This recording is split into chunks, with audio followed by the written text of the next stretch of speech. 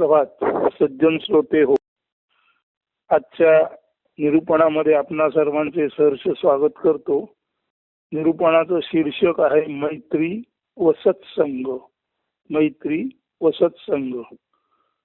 सुभाषित आहे, अबंधुर बंधुता मेती नैकट्याभ्यास योगतः यात्यन भ्यासतो दूरात स्नेहो बंधुषु तानवम. मराठी रूपांतर आहे, नित्य सहवास योगे अनाप्तही आप्त होतसे तैसा दूरस्थ आप्तही स्नेह संबंध उणावता अनाप्त वाटतसे.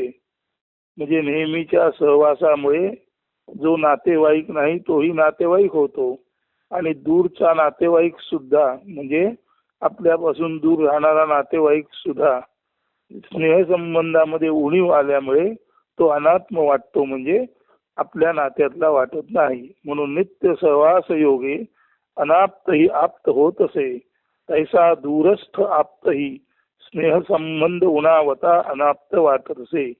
ज्याचा नित्य सहवास असतो असा एखादा प्रत्यक्ष आप्त संबंध, ज्याचा नित्य सहवास असतो असा एखादा प्रत्यक्ष आप्त संबंधी नसलेला, प्रत्यक्ष नातेवाईक नसलेला माणूसही निकट सहवासामुळे नातेवाईकाप्रमाणे जवळ प्रिय वाटू शकतो.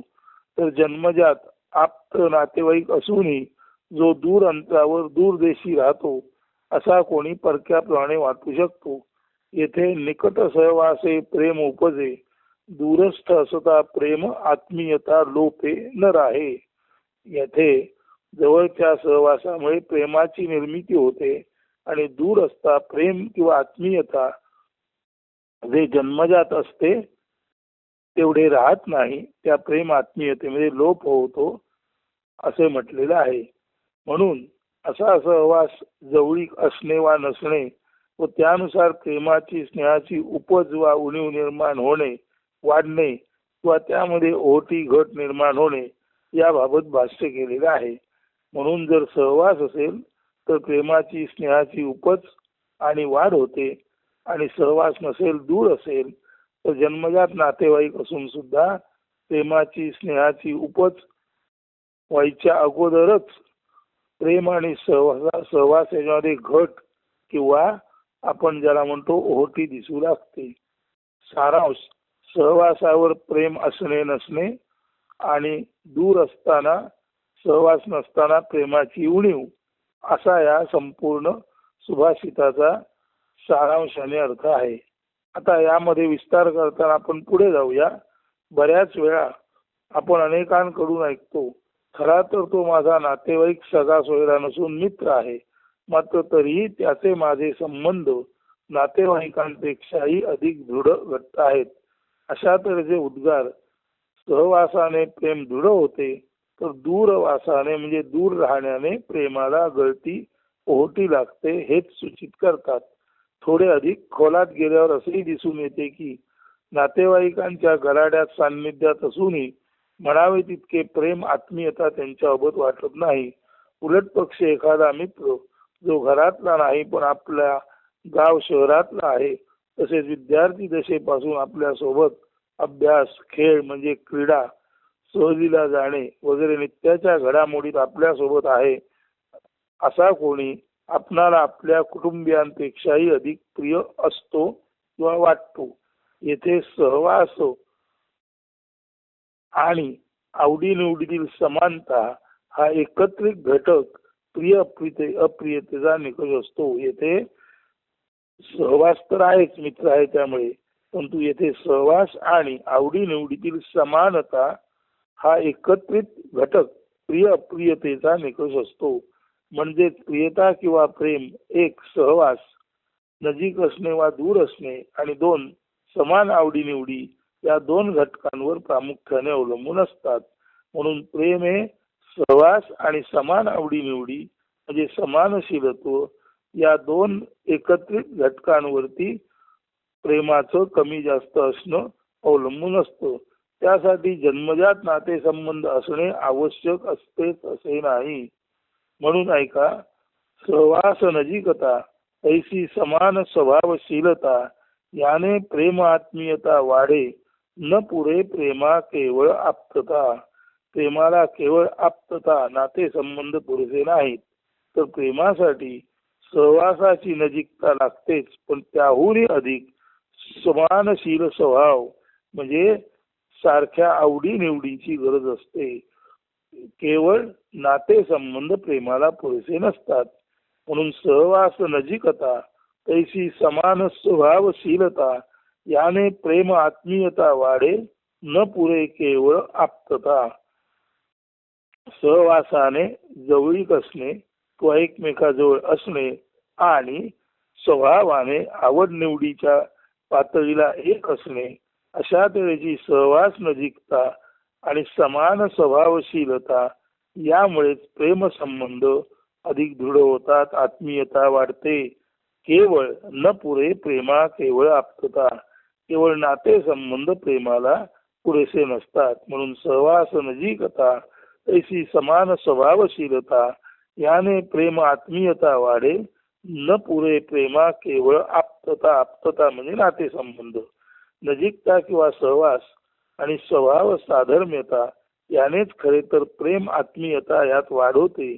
एक वेळ दोन माणसे एकमेकापासून थोडी दूर असली तरी चालतील, मात्र ती आवड निवड या पातळीला समानशील म्हणजे एकाच समपातळीला असतील तरीही त्यांच्यात प्रेम, रुजुता, हार्दिकता व सहसंवेदना निर्माण होऊ शकते. मात्र केवळ नजीकता, सहवास पुरेसा असतो असे नाही. स्वभाव साधर्म्य हाच मुख्यत्वे प्रेमवृद्धीला, स्नेहाला कारणीभूत ठरतो. म्हणूनच नातेवाईकांमध्ये प्रेमाचा अभाव आणि स्नेही मित्र यामध्ये घनिष्ठ प्रेम, ओढ, आकर्षण हे केवळ आणि केवळ स्वभाव साधर्म्यामुळे दिसून येते. म्हणून नातेवाईकांमध्ये प्रेमाचा अभाव असेल तर आणि मित्रामध्ये प्रेम असेल तर याचं कारण एवढंच आहे की नातेवाईकांचा आणि आपला स्वभाव मिळता जुळता नाही आणि मित्राचा आणि आपला स्वभाव मिळता जुळता आहे. म्हणून नातेवाईक जरी जवळ असले आणि मित्र थोडासा दूर असला तरी केवळ जवळीक ही प्रेमाची निर्मिती करत नाही, तर सर्वाधिक प्रेमाची निर्मिती स्वभाव साधर्म्यामुळे, समानशीलत्वामुळे, आवडीनिवडी समान असल्यामुळेच होतात.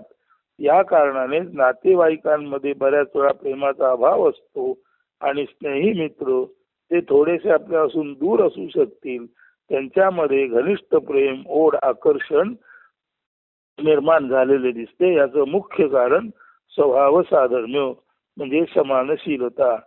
सरते शेवटी स्वभाव साधर्म्य हाच गुण स्नेह मैत्रीचा असतो हे खरे. मग आता जर स्वभाव साधर्म्यता हा गुण स्नेह मैत्रीचा असेल तर अशी मैत्री जशी प्रपंचात दिसते तशी परमार्थामध्ये सुद्धा दिसते. म्हणून स्वभाव साधर्म्यामुळे स्नेह आणि मैत्री वाढते. अशी मैत्री प्रपंचात सहवासामुळे आणि अर्थातच प्रापंचिक आवडीनिवडी समान असल्यामुळे निर्माण होऊ शकते. आणि परमार्थामध्ये सुद्धा परमार्थाच्या पातळीच्या म्हणजे ज्ञान, आत्मज्ञान या पातळीच्या आवडीनिवडी समान असल्या तरी परमार्थामध्ये सुद्धा अशी मैत्री दिसून येते. म्हणून आवडीनिवडी प्रपंचात समान असणे तरीही मैत्री स्नेह निर्माण होतो आणि परमार्थात आवड निवड समान असली तरीही स्नेह निर्माण होतो. म्हणून सरते शेवटी स्वभाव साधर्म्य हाच गुण स्नेह मैत्रीचा असतो हे खरे. अशी मैत्री प्रपंच वा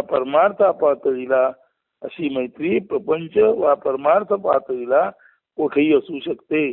प्रपंचात त्याला केवळ मैत्री म्हणतात, तर अध्यात्मात त्याला सत्संग म्हणतात.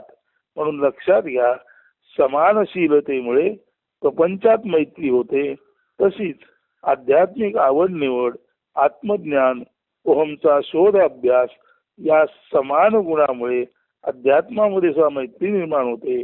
प्रपंचात ज्याला मैत्री म्हणतात त्याला अध्यात्मात सत्संग म्हणतात.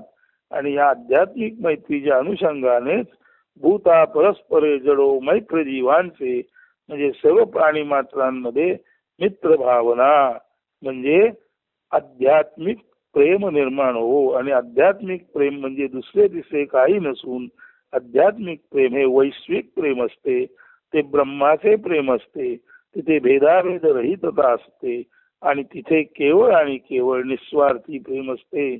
म्हणून प्रपंचात ज्याला मैत्री म्हणतात त्यालाच अध्यात्मात सत्संग म्हणतात. फक्त प्रपंचातली मैत्री ही देण्या घेण्याची व्यवहाराची अशी मर्यादित असते. म्हणून प्रपंचातील मैत्रीपेक्षा अध्यात्मातील मैत्री म्हणजे सत्संग, ज्याला भूता परस्परे जडो मैत्र जीवांचे अशा तऱ्हेची मागणी करताना पसायदानामध्ये ज्ञानेश्वरांनी शब्दांकित केलेले आहे.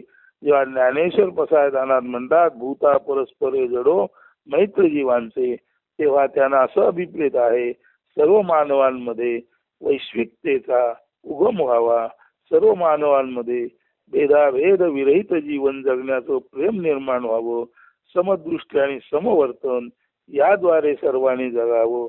अशा त्या पसायदानातल्या ज्या ओळी आहेत, भूता परस्परे जडो मैत्र जीवांचे, ही सुद्धा मैत्रीच आहे.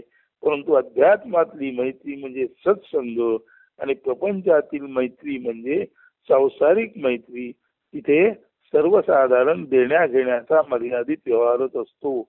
म्हणून आजच्या निरूपणात मैत्री व सत्संग यातील भेद आपण समजून घेतला. आता आपण ठरवा निशिदिनीमध्ये तुमचा आमचा जो संवाद चालतो ती मैत्री आहे का सत्संग आहे, याचा योग्य तो बोध या निरूपणाद्वारे आपण घेऊ शकाल. येथेच मैत्री व सत्संग हे निरूपण संपन्न होत आहे. धन्यवाद. सुदिन सुप्रभात अस्तु.